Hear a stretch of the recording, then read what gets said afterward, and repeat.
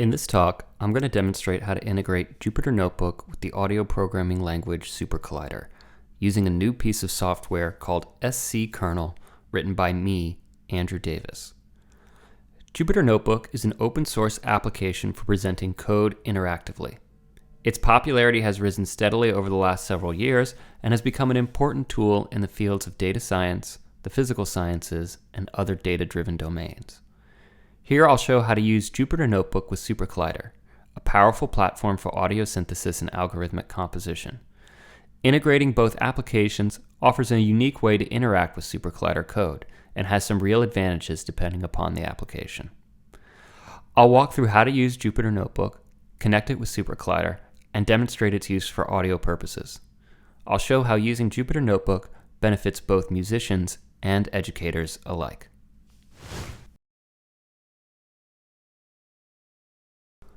What is Jupyter Notebook? Jupyter Notebook is a free, open-source, web-based tool for interactive execution of computer code across multiple programming languages. Project Jupyter, the nonprofit community responsible for the design of Jupyter Notebook, was originally born out of the IPython project in 2014. Project Jupyter aimed to support, quote, interactive data science and scientific computing across all programming languages, end quote. Jupyter Notebook was popularized as a free and intuitive means of processing Python code in a digestible format. Let's take a look at an example of a Jupyter Notebook. At first glance, a Jupyter Notebook reads almost like a textbook. It contains headers, sections, and paragraphs of text. It also contains cells for code, distinguished by the gray box surrounding the code text. All notebooks consist of two distinct cells, markdown cells and code cells. All text is contained in markdown cells. If we double-click on any of the text, we can see that each block of text is stored in a cell. The formatting for the text is in a language called Markdown. Markdown is a way to create nicely formatted text using just plain text.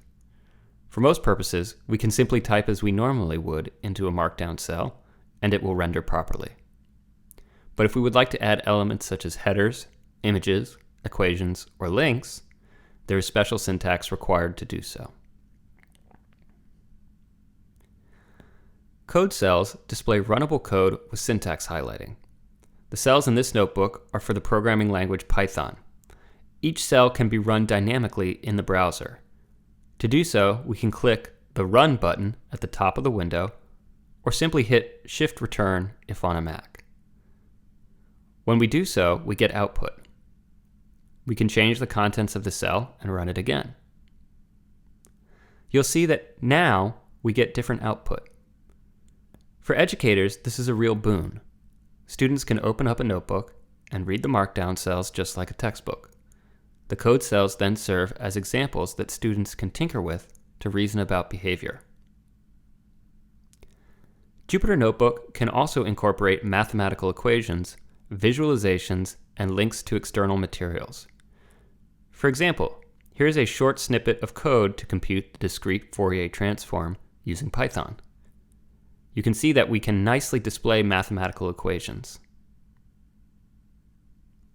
Below, we can create a code cell to implement our equation in some programming language. We can include images like the plot of the spectrogram here, and we can also incorporate links to outside resources. Users can read the text, refer to equations and links, and then run the code cell by cell. This example encapsulates nicely the ways we can harness notebooks for code presentation and why it has become so popular.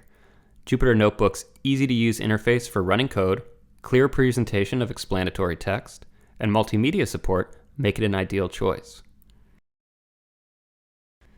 Instructions for downloading and installing Jupyter Notebook can be found at jupyter.org/install.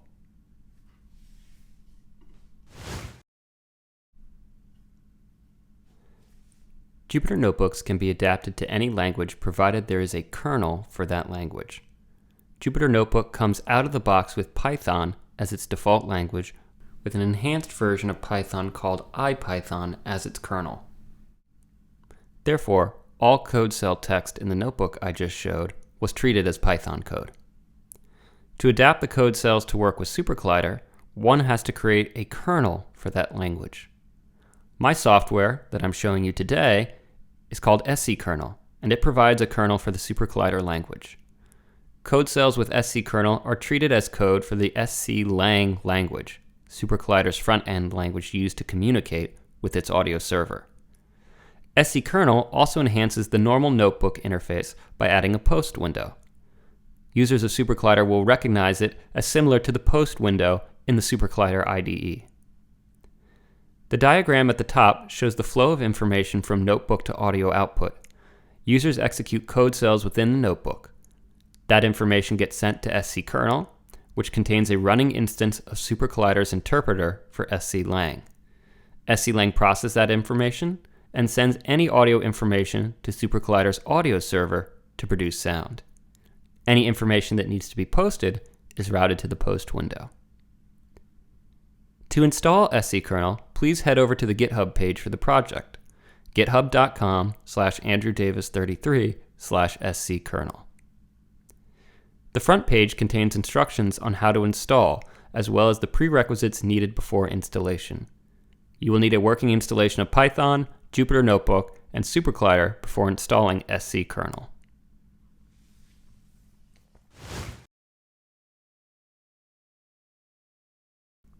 Let's build a simple Jupyter Notebook using sckernel. To start, we open up Jupyter Notebook, which brings up a menu in the browser reflecting your file system on your computer. Navigate to the folder where you would like to create the notebook. Click on New on the right-hand corner of the screen. If you've installed sckernel properly, you should see an option called sckernel. Click that. When you open up Jupyter Notebook with sckernel, a post window pops up. This is where SuperCollider output will be posted. In the main window, we have one blank cell, which is a code cell. Here we can enter some code. When we enter code and then evaluate it, the post window displays SuperCollider's output. To add text or markdown cells, we go to Insert and then click on either cell above or below. By default, the cell is a code cell.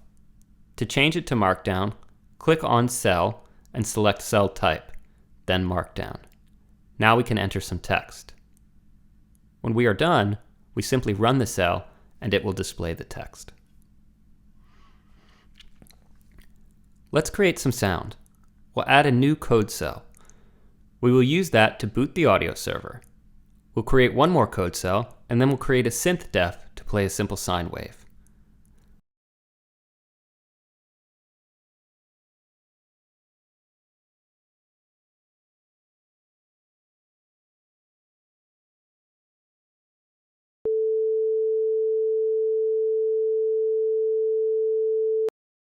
With sckernel, we can still use all of the great features of SuperCollider, including the various windows to analyze sound volume, frequency content, and wave shape.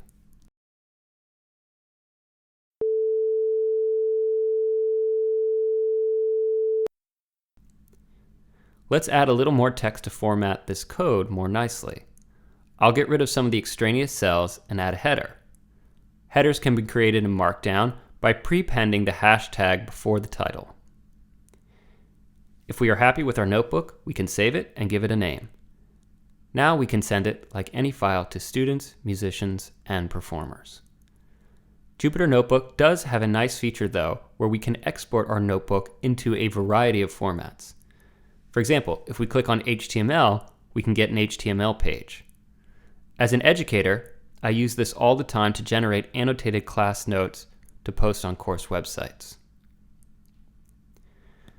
When you install sckernel on your machine, you also get a Python script to convert your notebook into a .scd file, which is a file format read by the SuperCollider IDE. To do so, open up the terminal or command prompt, depending on your operating system, and type the following: Python -m sckernel.convert notebook to scd. Then you should put the path of your notebook and the destination path where you'd like to create the file. Now navigate to your destination path and open the file in the SuperCollider IDE. We can see that all text cells have been converted to comments. All code cells are runnable text. Notice how the cells with multiple lines are wrapped with parentheses. In SuperCollider, creating code blocks using parentheses allows the entire block to be executed, just as they were intended to be run in the notebook. Presenting SuperCollider using Jupyter Notebook is a clean and readable way to share code, particularly if your code requires context, instructions, or annotations.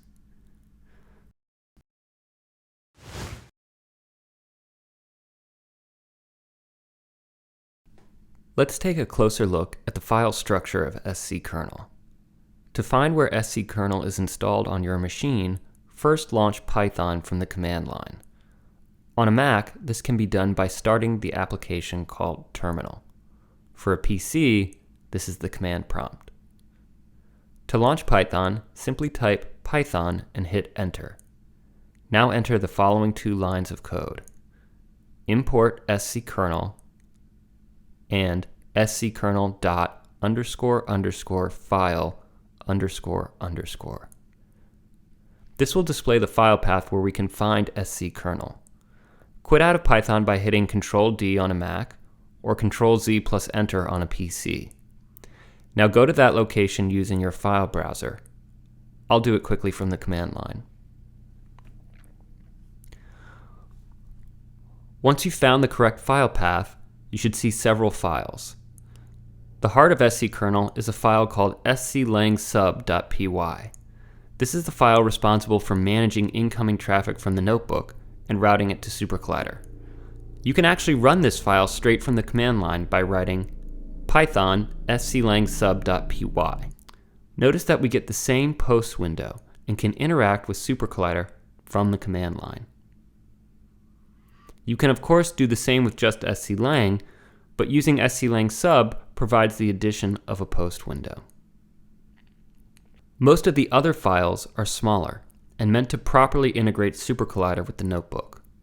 The one other file of note, however, is kernel.js. Kernel.js is the file responsible for syntax highlighting in the notebook. Syntax highlighting creates the coloration that we see in the code. The syntax highlighting is implemented through a platform called CodeMirror. I mention this because you can use CodeMirror and the mode defined in kernel.js for your own web-based SuperCollider projects.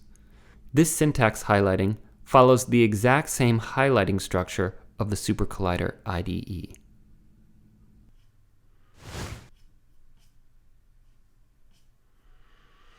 The final demonstration that I would like to show you is how you can present and organize a musical work within a Jupyter Notebook. In SuperCollider, we have the ability to execute and change sounds dynamically during a piece. All of that is preserved and perhaps made even clearer within the notebook. So here I have a small toy piece that creates a few simple sounds. I'll change aspects of the sound as I play the piece and update sounds by re-executing code cells, executing new cells, and adding things as I go. I'll add overlays on the screen to indicate how certain operations are performed within the notebook. So let's begin.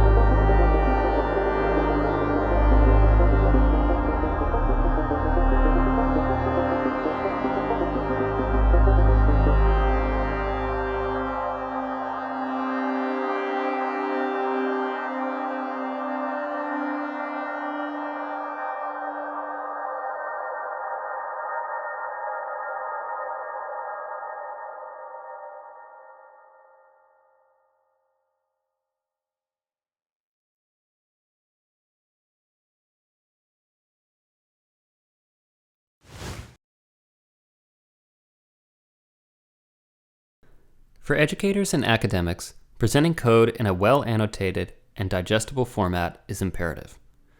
Unlike in an sclang file for the SuperCollider IDE, Jupyter Notebook text cells can accommodate mathematical equations, visualizations, graphs, and video. Educators, for example, can present a snippet of SuperCollider code in a code cell with an accompanying explanation in a text cell. I teach many of my own classes with notebooks. Based on end-of-the-class surveys, 97% of students find notebooks, quote, very helpful to, quote, extremely helpful. They are consistently ranked as one of the top learning tools by my students. For musicians and composers working with SuperCollider, Jupyter Notebook offers another interface to engage with the language. It can be used to organize a performance and can be treated like a score. Notebooks are particularly well suited if your performance requires text-based instructions. The notebook can also serve as a front-end interface for performers to engage with your piece because of its intuitive design. By pairing SuperCollider with Jupyter Notebook, educators and composers now have a powerful choice for presenting audio programming code. For more information and source code on the project, again, please visit the GitHub page for the project at github.com/AndrewDavis33/sckernel.